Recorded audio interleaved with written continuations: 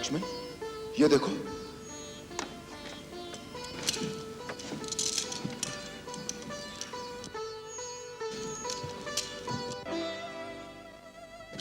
लक्ष्मण, ये देखो, ये सीता की चूड़ियां हैं। वो अवश्य ही इधर से गई है। हम ठीक मार्ग पर हैं। लगता है वो उस पापी से जूझते हुए गई है जिससे उसके आभूषण इधर उधर बिखर गए हैं। हाँ भैया, ये ठीक मार्ग है। चलो आगे चलें।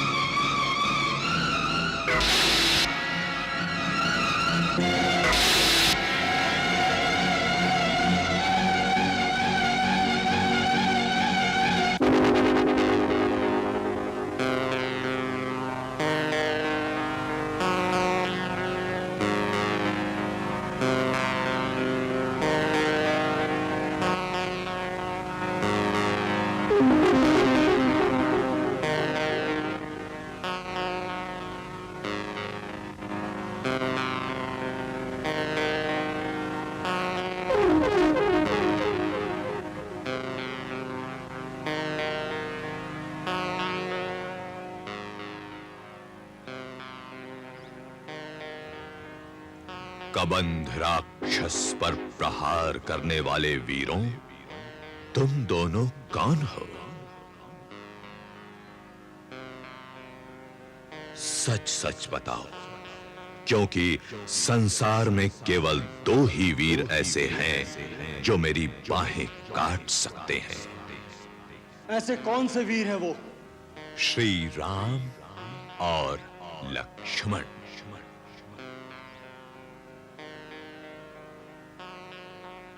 तुम राक्षस होकर राम और लक्ष्मण को कैसे जानते हो?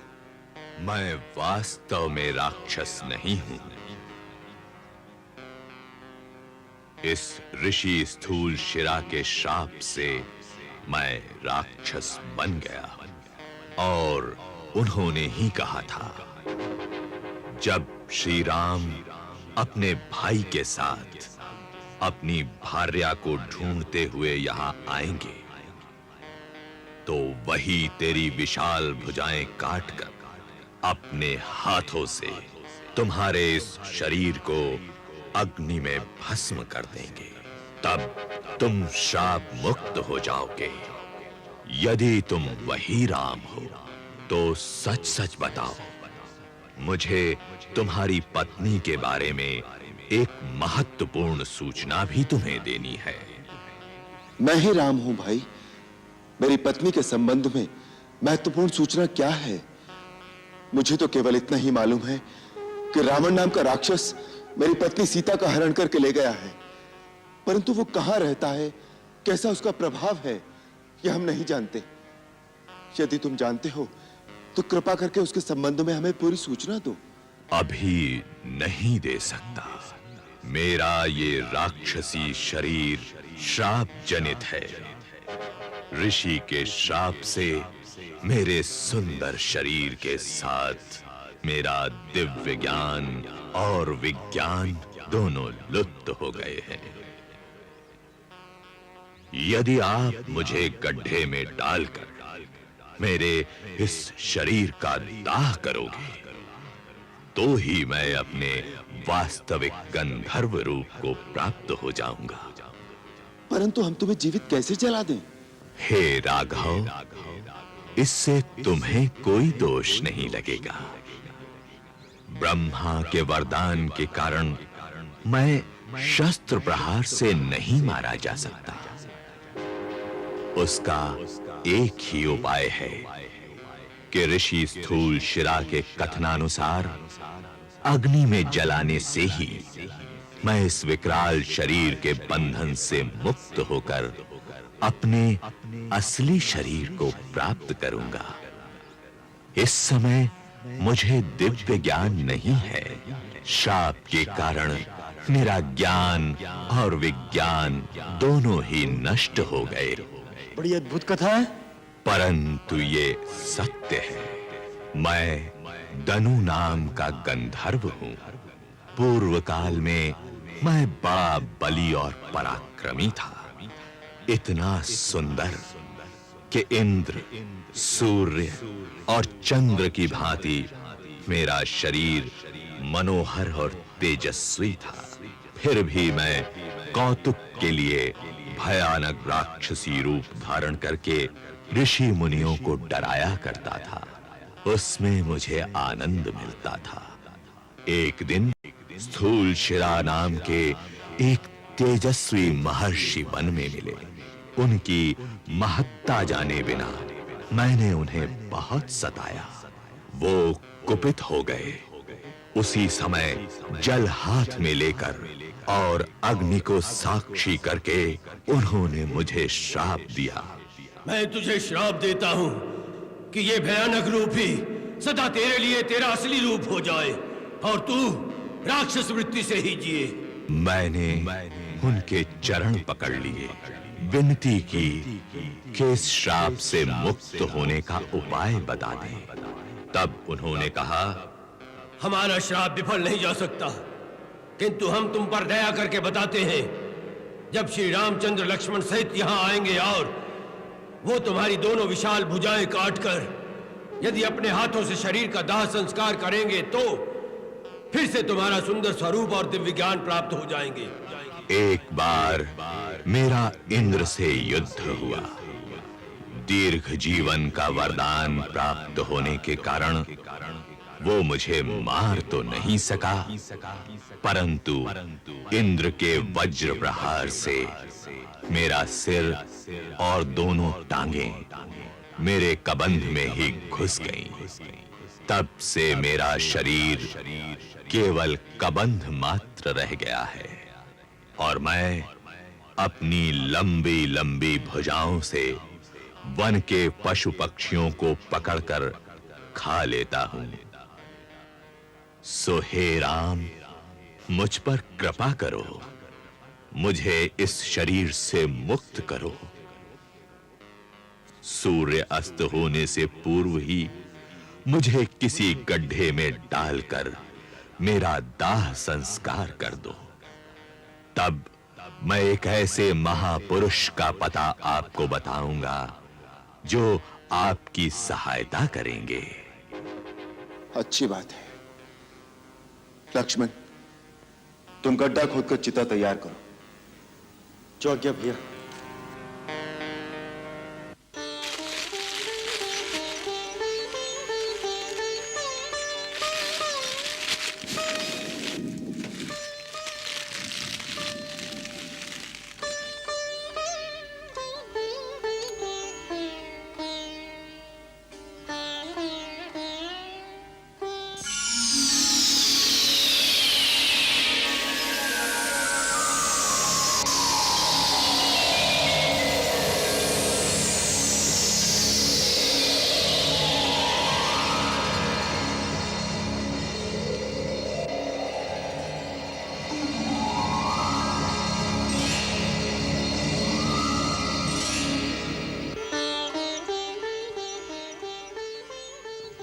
हे राघवेंद्र, आप धन्य हैं। आपकी करुणामयी दृष्टि के कारण मैंने पूर्व के समान अपना सुंदर शरीर पुनः प्राप्त किया है। अब मैं अपने दिव्य ज्ञान से जो देख सकता हूं वो सुनाता हूं। रावण देवताओं के कोषाध्यक्ष महागंधर्व कुबेर का छोटा भाई है। पुलत्स्य ब्रह्म का पौत्र और ऋषि विशर्वा का पुत्र है। ब्रह्मा से वर पाकर वह दिग्विजयी हो गया है। वो दानवों अर्थात पूर्व देवताओं का राजा है। वही आपकी भार्या को लेकर दक्षिण दिशा में गया है। जहां वो गया है वहां तक मेरी दृष्टि नहीं जा सकती, परंतु मैं जो देख रहा हूं वह बताता हूं। दक्षिण की ओर जाने पर आपको एक परमवीर वानरों के राजा सुग्रीव मिलेंगे। उनसे आपकी मित्रता होगी। वो सीता जी की खोज करने में आपकी सहायता करेंगे। सुग्रीव इस समय ऋषिमुख पर्वत पर रहते हैं। आप शीघ्र ही उनके पास जाइए और उनसे मित्रता कीजिए। मैं देख रहा हूं कि अंत में आप रावण पर विजय पाएंगे। परंतु ऋषमुख पर्वत तक जाने का कौन सा मार्ग है? आप पश्चिम दिशा को होते हुए दक्षिण प्रदेश के कई पर्वत और नदियों को पार करके पंपा सरोवर नाम के एक सुंदर सरोवर पर पहुंचेंगे। वहां महामुनि मतंग का आश्रम है। उनके तपोबल के प्रभाव से उस आश्रम के निकट जाने से ही प्राणी में हिंसा की समस्त वृत्तियां स्वयं ही नष्ट हो जाती हैं। मतंग मुनि नहीं रहे, परंतु उनकी एक परम शिष्या महातपस्विनी शबरी अब भी वहां रहती है। वो अपने गुरु की आज्ञा अनुसार आपके आगमन की प्रतीक्षा कर रही है। वो आपको भगवान मानकर नित्य प्रति आपकी पूजा करती है। जब आप उससे मिलेंगे तो वो आपको महाबली सुग्रीव तक पहुंचाने का आगे का मार्ग बताएंगी। हे राम, आप शोक ना करें, आप अवश्य विजयी होंगे। अब मुझे आज्ञा दीजिए।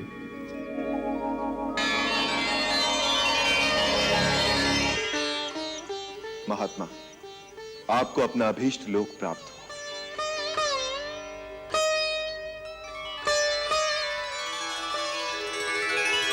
भिलनी परम तपस्विनी शबरी जाको नाम गुरु मतंग कह कर गए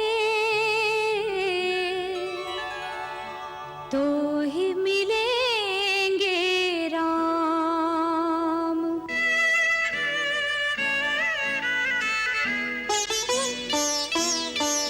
कब दर्शन देंगे, कब दर्शन देंगे राम परम हितकारी। कब दर्शन देंगे राम दीन हितकारी। रास्ता देखत शबरी की उम्र गई सारी। रास्ता देखत शबरी की उम्र गई सारी।